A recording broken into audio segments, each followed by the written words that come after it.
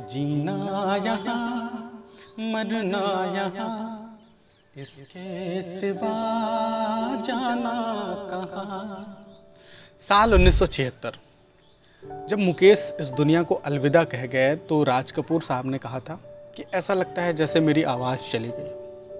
लगभग सारे गाने, राज कपूर साहब के सारे गाने मुकेश ने गाए थे। कि मर के भी किसी को याद आएंगे, किसी के आंसुओं में। मुकेश सिर्फ गायक ही नहीं थे, वो राज कपूर साहब की आवाज़ बन चुके थे।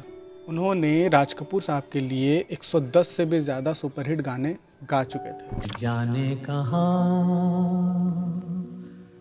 गए वो दिन।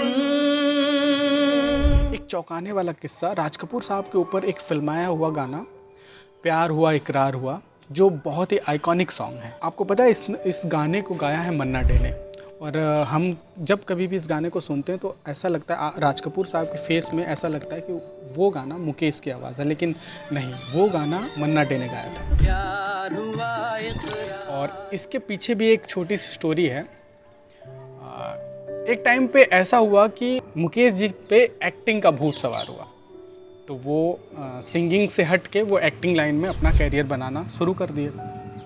उस बीच क्या हुआ, उनको लगा कि पर्दे के पीछे अपनी आवाज़ देने से बेहतर है कि हम पर्दे के सामने एक्ट करें, एक्टिंग करें। तो उन्होंने गायकी को छोड़ दिया कुछ दिन।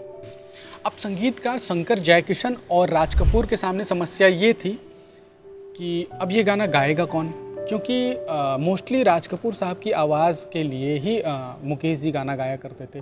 लेकिन उन्होंने सिंगिंग लाइन से उन्होंने हट के एक्टिंग लाइन में अपना करियर बनाना शुरू किया, जिसकी वजह से वो गाना मन्ना डे को मिल गया था। तब मन्ना डे की किस्मत चमकी। हालांकि Manna Dey as a classical singer थे, वो क्लासिकल गाना गाया करते थे।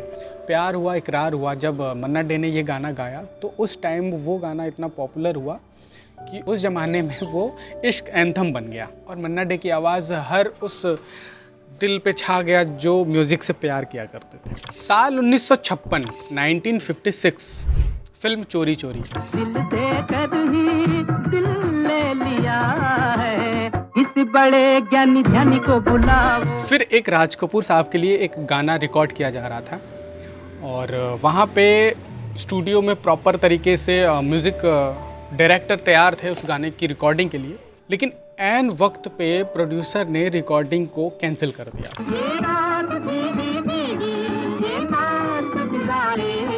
उसका रीज़न ये था कि मुकेश जी उस टाइम पे उपलब्ध नहीं थे और वो चाहते थे कि राज कपूर साहब के लिए जो गाना रिकॉर्ड किया जाएगा वो सिर्फ़ और सिर्फ मुकेश की आवाज़ होगी।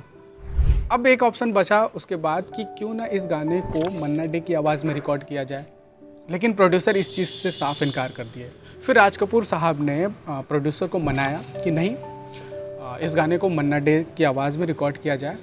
फिर वो गाना रिकॉर्ड किया गया प्रॉपर मन्ना डे की आवाज़ में। और बाद में रियलाइज़ हुआ प्रोड्यूसर को कि नहीं, मन्ना डे ने बहुत इसको अच्छे से निभाया, तो उन्होंने फिर जाकर मन्ना डे से माफ़ी भी मांगी इस चीज़ के लिए कि उन्होंने उनको रिजेक्ट कर दिया था।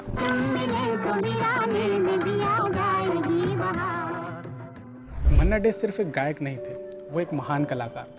अगर मेरी वीडियो आपको अच्छी लगती है तो प्लीज़ चैनल को लाइक करें और सब्सक्राइब करें, ताकि ऐसे ही बॉलीवुड से रिलेटेड और म्यूज़िक से रिलेटेड ऐसी मज़ेदार किस्से आप तक पहुंचते रहें और मुझे मोटिवेशन मिले। बहुत बहुत शुक्रिया, धन्यवाद।